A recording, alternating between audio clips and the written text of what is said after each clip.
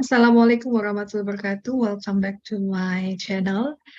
Okay, for today we are going to explore more about how to be explore more about strategies, how to be a better humanistic literate person. In this case, we are going to explore more about how to be a better humanistic literate teachers, especially English teachers.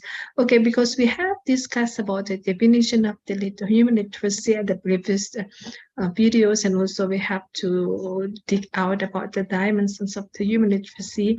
And now we are having to the four strategies how to be a better humanistic English teachers. Yeah, so there are four issues that we are going to explore. The first is how to create excellence in teaching and learning, how to create a positive climate for learning, how to create a professional leadership, and how to create community engagement in learning. This is the whole support systems that you need to have, that you have to master, that you have to consensus on of becoming a better humanistic English teachers. Okay, let's try to discuss one by one. So when you are talking about how to create an excellence in teaching and learning, it means that you have to deal with the curriculum planning and assessment. You have to know actually what are the materials that you have to give, or that you have to teach, or that you have to learn in the classroom. And you also have to consensus what is the assessment would be like. And the next is, after you have all the curriculum planning and assessment, you also have to know how to build a practice in excellence way.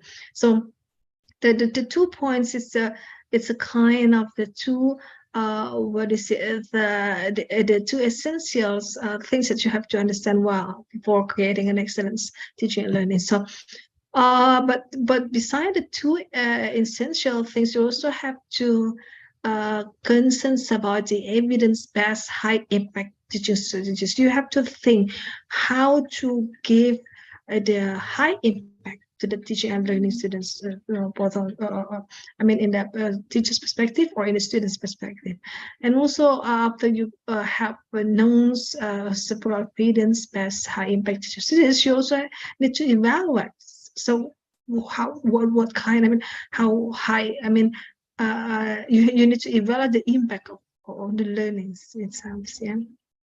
Okay, so the second is you need to think how to create a positive climate for learnings.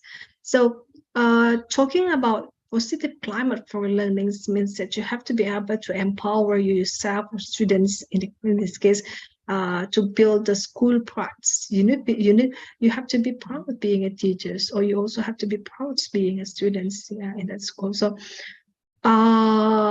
after having that kind of pride, you can what is it, you have to be aware that actually becoming a good a professional English teacher is not as an easy way. You have to be aware that you need to have self-awareness, so you can have intellectual engagements during your jobs, during your activities in the classroom. So beside also, you have to set your expectations in the classroom. So don't forget that the students have a different potential, and also has a different capacity. So you need to know that all students are different. So you have to be concerned on the inclusiveness issues. Yeah. It is very good for you to implement the differentiated instructional model, so you can design the instructional based on the students' needs and the students' capacities.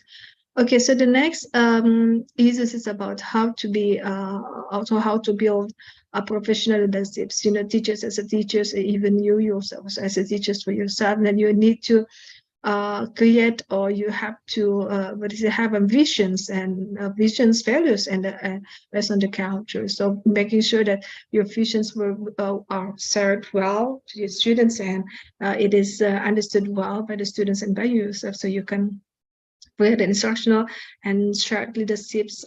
You can invite the students to what is actually your objectives, or what expectation do you have for my lectures, for example, etc. Okay, for having that, so you can know that what your students need, what your students expect, and you also designs strategic resource managements to lead students to gain to achieve the goals. Yeah, so it is still based on the students' need and capacity and students' expectations. Okay, for the last is about the issues of how to create the community engagements in learning. So building parents, being able to communicate with parents and also carers and as a partners is the essential things to be able to create this community.